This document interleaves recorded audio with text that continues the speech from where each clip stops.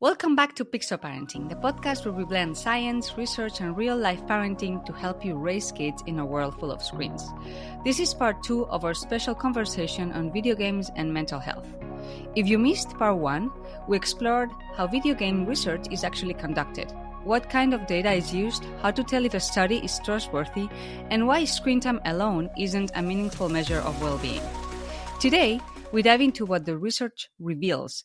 We're joined once again by Dr. Nick Ballou, a postdoctoral researcher at the Oxford Internet Institute. Dr. Ballou studies how games affect mental health. Dr. Ballou walks us through 13 proposed ways video games might impact mental health, some positive, some negative, and many that depend on context. We'll talk about emotional regulation, social connection, displacement, and even how games can support identity development. And we'll break down common myths, like whether violent games lead to violent behavior and what addiction really means from a research perspective. Whether you're feeling unsure or just curious, this episode is packed with insights and practical takeaways for navigating gaming in your home. So let's get into it. Thank you, Dr. Ballou, for being here again. You wrote a research paper that was published just yesterday. Yep. Congratulations on that. And you talk about 13 different ways games might impact mental health. Can you talk about on the paper and what inspires you and your co-authors to map these out, and how did you do it? So we saw in the scientific evidence that people talked a lot about mechanisms, essentially, like what is it specifically about games that we think is impacting people? Is it something to do with a feature like loot boxes, a random monetized element? That's a really common one that people think might be harmful because it's conceptually similar to gambling in some ways. We see people talking about gaming disorder, sort of a compulsive or obsessive relationship with games. We see people talking about the positives, about the social connections that they develop in games. But what we didn't see is those different ideas formalized, put into the language of a particular model that we can test and try to break in half and see where does it work, where does it doesn't work, and then improve on it. So we had a lot of different people that were essentially talking next to each other instead of talking to each other. And with how much work there is being done in this area, if we can sort of coalesce, if we can sort of identify, here are the main 10, 15, 20, 50, it doesn't even matter, ideas, ways that we think games are impacting people, and work iteratively to improve upon each of those, we can make so much more progress than we're currently doing. So our goal was simply to take a slice of the research evidence. We could not take all of it. There are thousands of papers on this topic, so we relied on our own subjective expertise of the literature to say, here are the topics that we see most frequently represented. If maybe it's related to stress relief, maybe it's related to gaming displacing other time that people would be spending on something potentially more psychosocially beneficial, like reading or spending time with friends or something like that. These are the ideas that we see discussed most frequently. Now let's try to put that language of a collaborative model that we can all work together to improve upon and get to the truth more effectively. That's what we tried to do. Yes, that's fascinating. So why is it so hard to make clear-cut rules around video games and mental health? Behavior consequence. Why is it so hard? So in the paper, we discuss the idea that the effects of games are determined by 3 different interrelating things. It's affected by the context. Where is the gaming happening? With whom the gaming is happening? Is it sitting on the couch next to your brother, or is it with strangers in another country? When it's happening, there might be a difference between playing games in the morning versus on the evening or on the weekends. So the context matters a lot.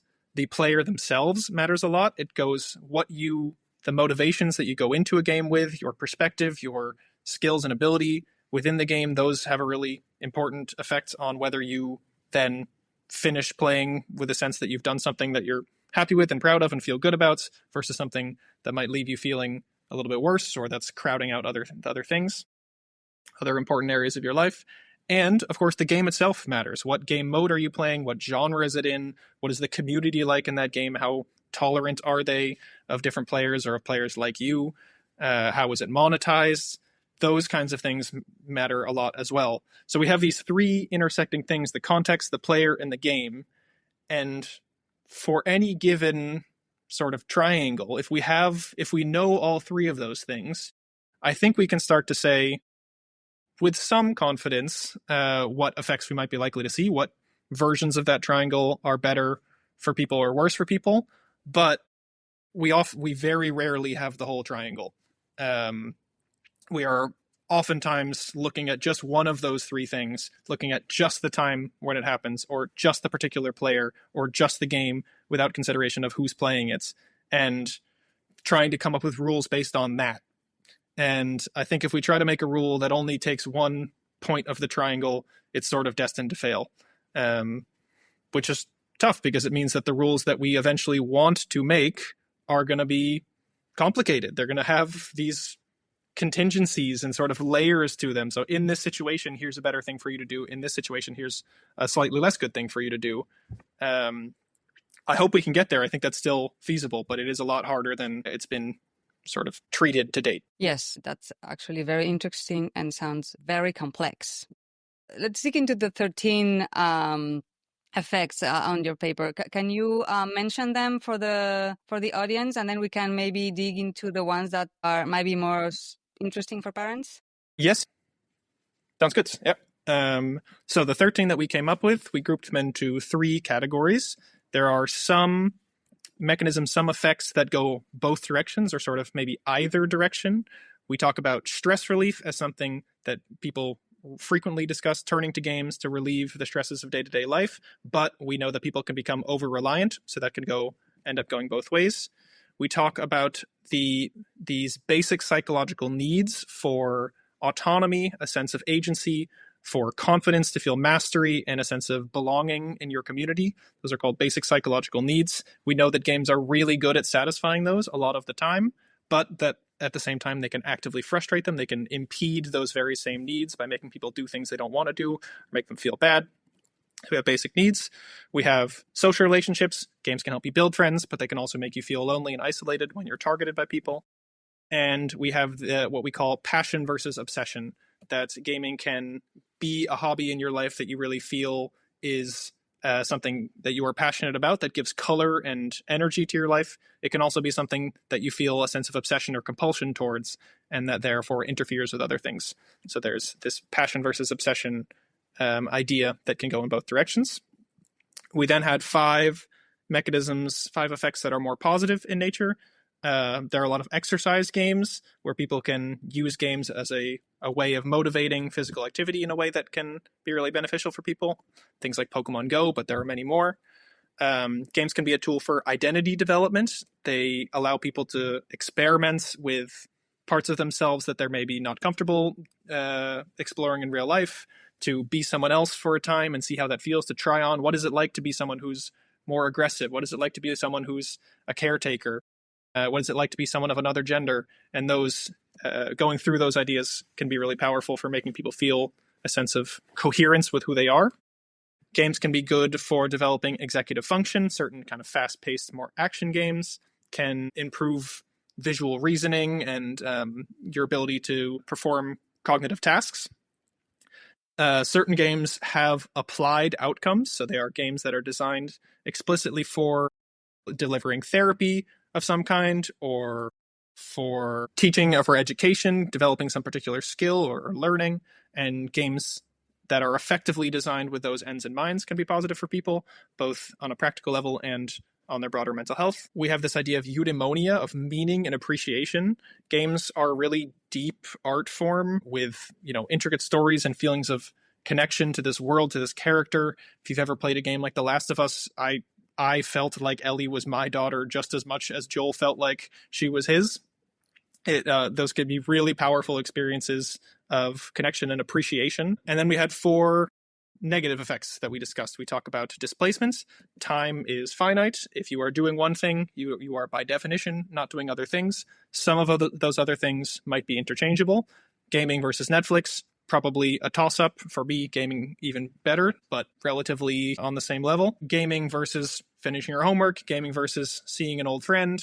gaming versus hygiene or sleep. Those are potentially more problematic trade-offs that someone might be making.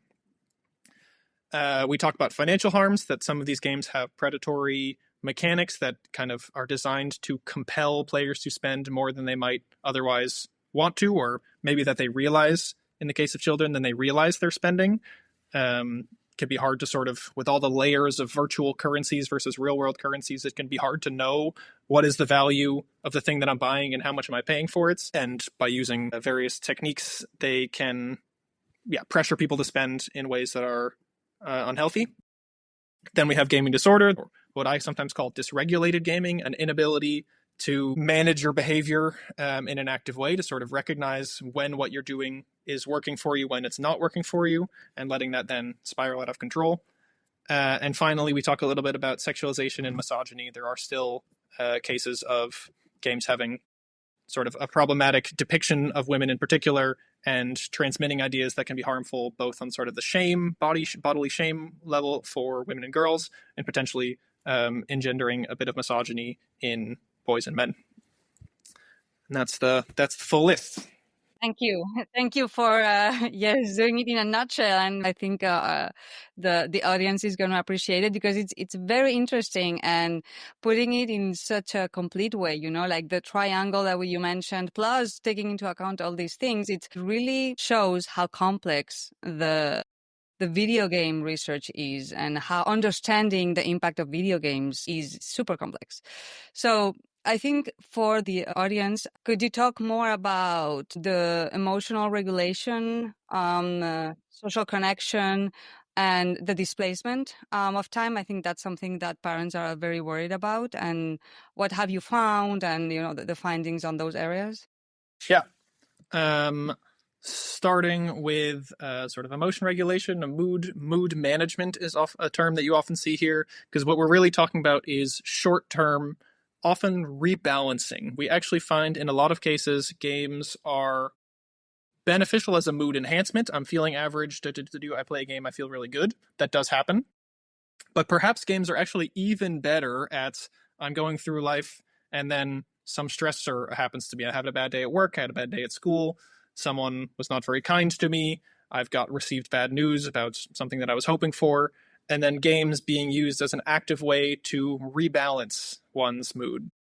We see a lot of examples of that qualitatively. People discuss turning to games both for relatively minor day-to-day struggles, feeling, tired or unproductive, or, just anything that might have you feeling less than 100%. Maybe if you're a little bit sick, people discuss turning to games as a way to feel better for a moment, and maybe that lingers with you afterwards.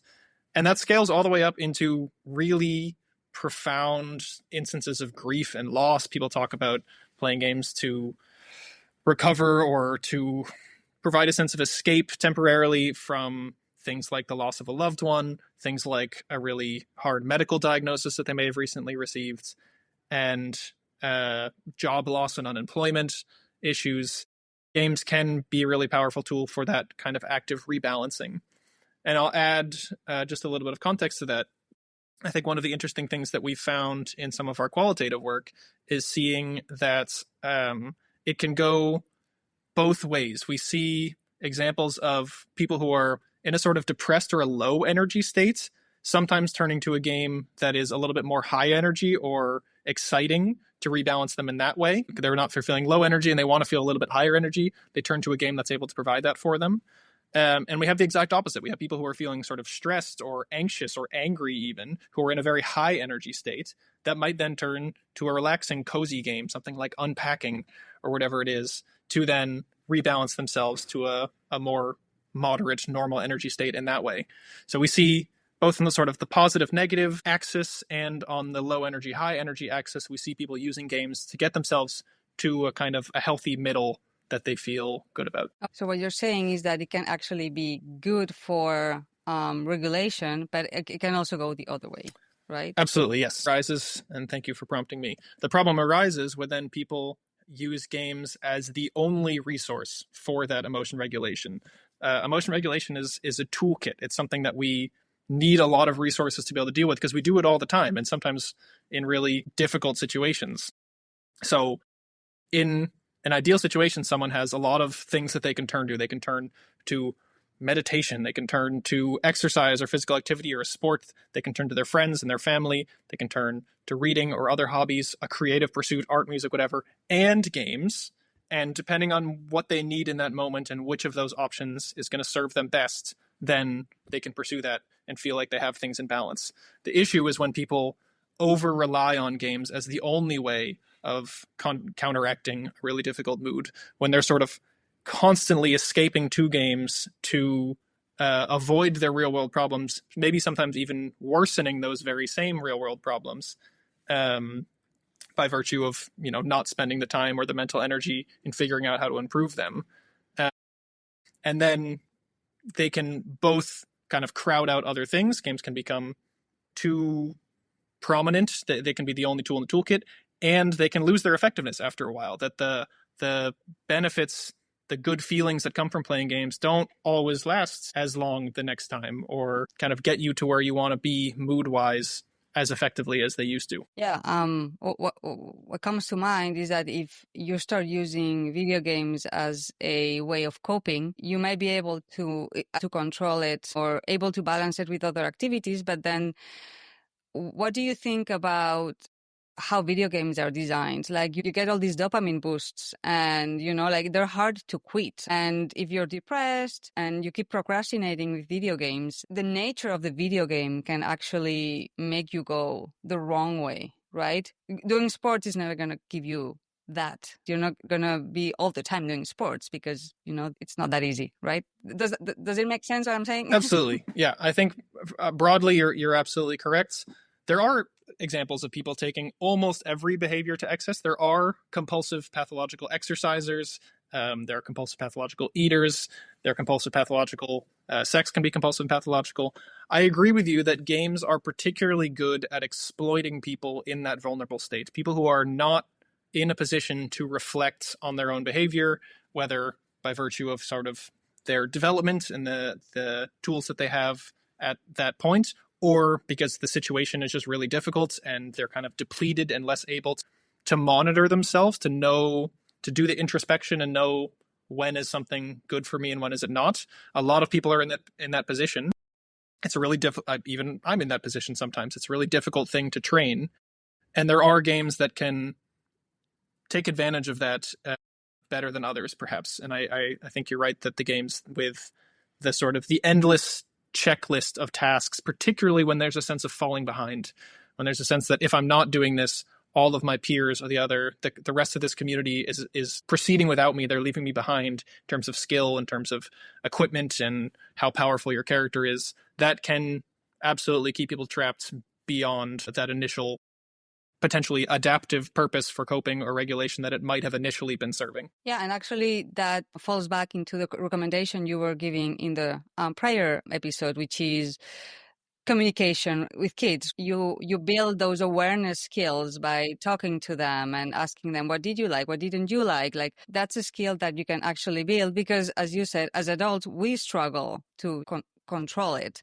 I didn't grow up building that awareness. It was in my 20s when first time I got really, really addicted to a video game. And so it caught me by surprise. But if parents can start building that awareness on their children early on, then video games can actually become, and this is a question, a tool for emotional regulation, correct? Yeah, I think that's exactly right. That's the utopian world that I hope to live in someday, where that's the educational standard from parents, from schools can be involved in this kind of education as well, in terms of media literacy, introspection, because we're not likely to live in a world where games are going to be so thoroughly regulated that these types of opportunities for exploiting someone in a vulnerable situation don't exist. I don't think that's ever going to happen. And in fact, I maybe shouldn't, because the same things that can make someone in a vulnerable position play to excess are often the exact same things that make someone in a healthy position have the most fun they've ever had, to really feel like they're advancing and, immersed in this world. So fun is good in most contexts. It can be sort of problematic in others. So I don't think we're going to regulate fun, but we can educate people on when fun is good and when it's not. And I will also say, I think there's hope for all of us. If you didn't learn this as a kid, I'll give you a tip that I think is really useful. You can start filling out a little game diary. It can be short, just say what game you played, when you started, when you finished, and either something like, why did you pick this particular game up in the first place, or how you felt when you were playing it, or how you felt when you were done playing it, or even something like, what would you have done instead? Had you not played this game, what do you think the alternative activity for you might have been? And thinking about, why is it that I picked this particular game? That's an exercise that all of us can do across the lifespan, and I think that almost everyone would benefit from it.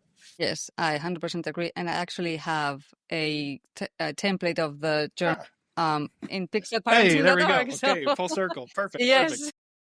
Perfect. Great. So let's jump into the social connections impact on video games. Yeah, absolutely. This is the most commonly cited effect of games. If you talk to players and you ask them, what is it that you like about games? Why do you play them? You will mostly hear, I want to feel connected to my friends.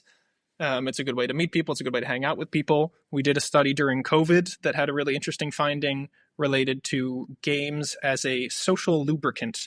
So we were finding, I think we can all relate to opening up a Zoom call with your friends in May 2020 and not really knowing what to say, like having sort of this stilted, awkward conversation where everyone's saying, well, how's the lockdown where you are? Pretty bad. How's the lockdown where you are? Also pretty bad. And not being with other people, but not really feeling like you're connecting to them. And what a lot of people did in our study is they told us that they played games as a way to make those interactions more natural, to give you something that you can focus on together with the people that you're talking to, and therefore sort of get more out of the time that you're spending with your friends or with your family than you would in another situation. So games can sort of create an environment where people can feel at ease, feel comfortable, feel like they're, cooperating or competing in a way that really benefits that social need that we all have. Of course, that is one of the great gifts of gaming, and it is one of the reasons that I often play cooperative games when I have the opportunity. Once you open up that invitation to the wider world, you will find a host of lovely people who are all committed to creating really wonderful gaming communities. I often look at speedrunning as an area where there's just so much positivity, so many people working together with strangers to overcome extremely difficult tasks, to break games and complete them as fast as possible. I think that's such a fascinating hobby. But as soon as you're exposed to strangers, there are also opportunities for toxicity. There are opportunities for harassment. There are opportunities for people with marginalized identities to be targeted. Gaming it's better now. Something about half the people who play games are women at this point, although men tend to play more games. Men and boys tend to play games longer, but people who just play games at all, it's basically an even gender split. Nonetheless, it is still a little bit harder, maybe a lot harder, to be a girl or a woman in gaming spaces than it is to be a boy or a man. So there are lots of opportunities. Essentially, you will at some point be exposed to negative social interactions of someone harassing you or griefing you or trolling you. It is unfortunately remains effectively the norm in many multiplayer spaces, and it's on us to figure out how to detect and remove it as quickly as possible, and to give people the tools to not have that affect them, to minimize the effect of those interactions on their experience of playing games. Yes, and it reminds me of it's similar to the social media interactions, right? So the kind of advice or education that parents have to provide kids on social media translates into the social part on video games when you're playing online with strangers. So it's basically the same concept. So what about displacement? When you're playing video games, you're not doing something else. What are your findings on that? So we are just about to publish the first paper where we really get to look at this in depth, where we're looking at behavioral data combined with people telling us what they think they would have done instead. So unfortunately, I don't have the juiciest findings for you yet. Broadly, what I can tell you is that it relates to what we call core life domains. Whether gaming is displacing a core life domain, which we include work and school performance, we include social relationships and social health, We include attention and cognition.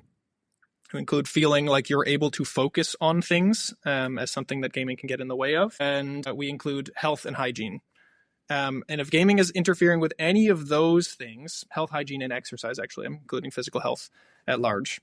If gaming is interfering with those things, if you're playing games so much that any of those 4 areas is not being well taken care of, if you're letting relationships start to fall apart, if you're letting your work and school performance dip below an acceptable standard, if you're letting your sleep take a hit repeatedly, that's when we start to think of that trade-off as inherently problematic. And when it's not, when it's trade-offs with typically other leisure or media activities, if you're making a trade-off between games and drawing, or games and watching something, or games and producing content of your own of some kind, I think those are the trade-offs that we view as less inherently problematic. Yeah, that makes total sense. What's one of the more overlooked or misunderstood effects of video games? Because we're not. I wish we could go over the 13th, but we don't have the time. My favorite one, the one that I'm most interested in exploring in the future, and I think the one that's also potentially hardest to explore, is this identity question. I don't think people often realize how important games can be to a lot of people in sort of understanding who they are. People who say, I am someone who plays games, I'm someone who plays these kinds of games, I'm someone who interacts with other people who play games. That, for a ton of people, is maybe the dominant part of how they see themselves. You can find, YouTube essayists that talk about their experience with games, how they dissect them and understand what they're doing to me, what they're doing to the community. People who really analyze themselves and analyze games and immerse themselves in this world. That is, I think, such a powerful outcome for so many people that if you haven't experienced it, or if it hasn't happened to someone close to you, can be hard to wrap your head around. So I think that one definitely gets overlooked. And yeah, we don't know yet how that compares to sort of other identities, whether it's the case that gaming to what extent does identifying as a gamer in some cases augment your experience of, saying, identifying as a parent, and what sometimes it might interfere with identifying as a parent. Does it relate to identifying as a high achieving worker, or does it interfere with feeling like a high achieving worker? So these different labels that we put on ourselves, we don't yet have a good sense of how gaming fits into those, and how we can sort of ensure that people have a healthy number of hats that they can take on and off, and that they feel good about, and that they can use to understand who they are. But certainly we know that there can be really positive outcomes. Perhaps the most powerful outcomes that ever happen in games research happen in this area, and I hope we can untangle that over the next couple of years. That's interesting. And so it's identity building, not just like I identify as a gamer, but also like the character that I play, how I play. Like if you're playing a role-playing game, I usually play the mage role, and you learn about yourself and why you choose what you choose in the game. And I always choose the same types of characters, and my husband chooses the same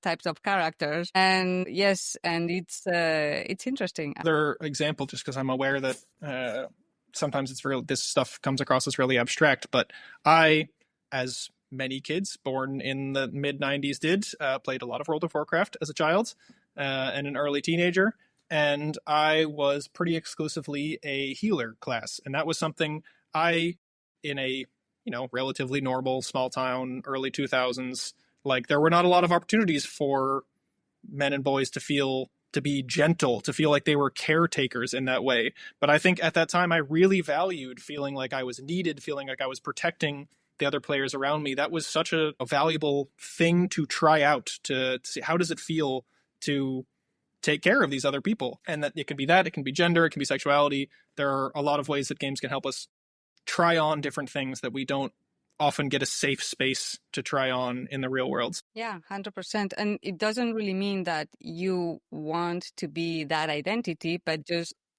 that you want to experience it, and it gives you an opportunity to experience it, right? So anyway, yeah. And I used to play World of Warcraft a lot. That's when I discovered gaming addiction. Yeah. Well, I don't, yeah. Anyway, That's another topic. What are the top 3 myths you hear about gaming and mental health? The first one is unfortunately still that violent video games produce aggressive behavior. That is thoroughly debunked by high quality research. There may, in some cases, be really short term, nuanced effects of sort of sensitivity to violence and things like that. There is absolutely no evidence that games are systematically producing a generation of violent children. It has yet to happen. Crime rates continue to decrease. I am pretty sick of debating that topic, but it still continues to show up in the literature, unfortunately. So I think that's the biggest one. I think I hinted at it before. When I say it aloud, people often don't think they recognize that it's kind of an absurd premise that the quantity of play is a primary factor in the effects of games. They sort of know that, of course, it depends on what they're playing and who's playing and how they're playing it, but we still treat it a lot of the time like that is the solution. We still look for time restrictions as sort of our primary way of monitoring, regulating what people are doing, and say, oh yeah, well, if they only play 2 hours a day, then it can't be that bad. And in the scientific literature, that's often the variable that is used to conduct these analyses to find the results. So I think that even if no one believes it out loud, is still sort of a community myth that lives on. I can give you one more. Many parents will have heard of the internet gaming disorder as conceptualized in this diagnostic manual from American Psychological Association. This version of problematic gaming is really prominent. You'll see a lot of sort of screening questionnaires like, do you have a problematic relationship with games? Fill out this questionnaire. I think it is a bit of a myth that is the best or the only way of thinking about problematic gaming. And in fact, in many cases, it's actively the wrong one. There are some symptoms on this list. One of them is, do you think about games when you're not playing them? Something they call preoccupation. Are you preoccupied with games when you're not playing them? I'm preoccupied with games all the time. And frankly, I like daydreaming about games that I have been enjoying and that I look forward to playing when my workday is done. I think that's a positive thing. So there are certain symptoms in this internet gaming disorder checklist that are at worst neutral, and at best sometimes actually a good thing. And so I hope we continue to kind of go around in circles about how to reframe the idea of gaming disorder as a verifiable mental health condition. But even setting that aside, I hope we can at least think more carefully about what are the meaningful indicators of someone who's having a problem here. And some of the ones like preoccupation or escapism are not on that list. Escapism is also something that we all seek in lots of areas of life in many ways, and a lot of the time that's a good thing. Having a temporary reprieve from difficult situations is good. And so I would encourage people to be just a little bit skeptical about internet gaming disorder specifically, and whether that's the right way to think about a healthy or an unhealthy relationship with games. And that's very interesting. Yes, and then a lot of parents, I hear a lot my kids are addicted.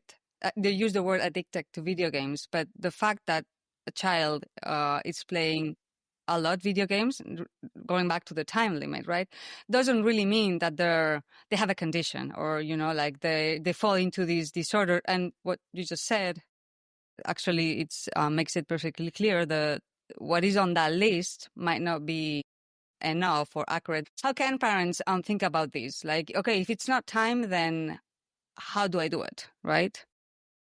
I think the three things that I would look out for, and these are all things that you have to ask your child. This is, of course, harder. The younger they are, the harder it is to get meaningful answers out of them. But it's, why are you playing this particular game? What do you want out of it? Sorry, that's the same question. Like, why are you choosing this game? Maybe even why are you choosing this game at this time? How do you feel during and after you're done playing it? So trying to check in with them. Ideally even over the course of gaming sometimes, but certainly at the end, how did that make you feel? What did you enjoy about that experience? What did you not enjoy about that experience? And then again, what would you have done instead? Can we think a little bit about the other options? What else do you like that can make you feel similarly or positively in a different way to games? What is it about Legos that's different about than gaming? What do I get out of these two things that I might want at a particular time? And I think you can, some of these things you can monitor a little bit. Others are certainly easier once the child is old enough to have a conversation with you about them. But those are what I would look for as indicators of a healthy relationship with games. Okay, that's super practical, and I love it. Can I put it in a document? Of course, absolutely, yeah. Perfect. And so then, when should a parent worry, and when can they relax a little? When should they really worry about a potential actual addiction? They should worry when they see other important areas, other important responsibilities falling away, when they see that gaming is the only leisure activity that they're involved with, when they are no longer being creative or engaging in physical activity, when gaming becomes the dominant or the only activity in their lives. I think that includes I think that's the really big one. So that is part of the what would they be doing instead thing. And again, that's the kind of thing that you can monitor in terms of course, their bedtime and sleep quality, not just sleep quantity, but sleep quality, in terms of their work and school, their school performance, in terms of their social relationships. Are they maintaining their social relationships? You'll find in some cases, games are helping them build social connections. Their friend group is expanding because these social networks in games are so dense, so rich, that because they're playing games with these friends, they're able to develop relationships with other kids in their school or in their peer community. Those are good signs. If you find that they are then slowly, those social relationships are atrophying, they're kind of fading away because gaming is at the forefront, that's a point to be worried and concerned. And I think I'm not a parent at this time, so it's hard I don't have the firsthand knowledge of how this feels, and I can only imagine how difficult it is. But the experiences of sort of immediate anger or really visceral negative emotional reactions when the gaming is taken away, or when the gaming has to end for some reason, whether it's enforced by the parent or by the situation, that is, I think, something to be worried about. If they really aren't able to emotionally handle the idea of not playing games, even temporarily, that is a warning sign to maybe pause and figure out what does a version of gaming look like that actually can fit into your life, and not take it over.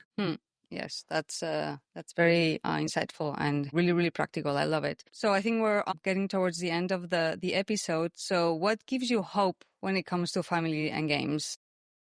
I think two things give me hope. The first is that we are now at the point of having kids who are gamers now be parents. So we are having really the first and a half generation of kids who are growing up in households where parents really do understand games, where it's not this sort of foreign, what are the youth up to, that it was for me and my parents, for example. That means that there's more opportunities for co-play. There are lots of parents actively playing with their children. I think that's such a fantastic way to create a bond and to show interest in the thing that your child naturally already finds exciting. And for you to keep up to date with how the video game landscape is changing and how it differs from what it was like when you were a kid. Or, alternatively, to show your child what gaming was like in your youth. There are lots of retro and older games that are being re-released and made available. We did a paper that's now under review on Nintendo retro gaming. Nintendo has a particularly wide library of classic consoles and classic games that you can play. And we looked a little bit about the periods of life that people were revisiting. People tended to revisit about 10 years old was the most common age that people were returning to when they were playing games from their youth. And I think that's what a cool thing to do, to show the games that you played when you were 10 with your 10-year-old. I think that's so that gives me hope that we're getting more literate parents and more a situation where kind of both parties can really benefit from using this medium together. And I'm also encouraged by the improvements in the research landscape. I think we're turning a corner. It's been a slow road to get here, but the technical infrastructure is finally getting to the point where we really can look at people's gaming in sufficient detail to figure out really when it's working for them and when it's not, and start to give more practical advice. For a long time, we've been saying, sort of common sense things. I think a lot of the things I've said in this interview are in large part common sense, and you probably didn't need a researcher to tell you them. And I hope that we will soon be in a position where we can give really evidence-based, concrete guidelines for parents, for policymakers, for developers, using this kind of nuanced longitudinal data that we're getting access to. So that being in place gives me hope for the next, 3 to 10 years. Awesome. I share that hope with you. And actually talking about the retro games, I actually find that they are much more resilience building or emotional regulation building, because when you died in Mario, you had 3 lives. I mean, you could get more, but like you died and you would start over, like just like in modern gaming, starting all over again just because you died. Really? You're making me do this all over again? Yeah. So that's a lot of resilience building. 100%. They're so punishing. Can you tell parents where they can find your work if you want to dig deeper, or if they want to participate in your research? Absolutely. The easiest place is probably my website, nickballou.com. There you'll find links to some of the papers that we've done. Everything that we write is open access, so you will be able to get a copy of the paper. I know that can be quite dense and overwhelming, so I'm also happy to answer questions via email. You'll find information on there. And I will make a note to myself to highlight in some capacity the sign-up list. That's also found on my website, linked from my website. Here's how you can sign up to be notified when a study that might be suitable for you or your child is available. And I hope that there will be several of those coming this year and in years to come. So we're at the end of part 2 of our conversation with Dr. Nick Ballou. Thank you, Dr. Ballou, for being here. It was fascinating. We covered a lot today, from how video games can support emotional growth and social connection to how they might also displace other important activities or create financial pressures. As Dr. Ballou reminded us, there's no one-size-fits-all rule. The impact of games depends on why kids play, what they're playing, and the support they have around them. So if there's one key takeaway, is this: context matters. And engage, curious parenting, asking questions, staying connected, and helping kids reflect on their play can make all the difference. Again, huge thank you to Dr. Ballou for sharing his work and insight with us. You can find links to his research and sign up to participate in future studies in the show notes. If you enjoyed this 2-part series, please share it with a friend, leave a review, and follow Pixel Parenting for more episodes. Thank you for listening, and as always, stay curious.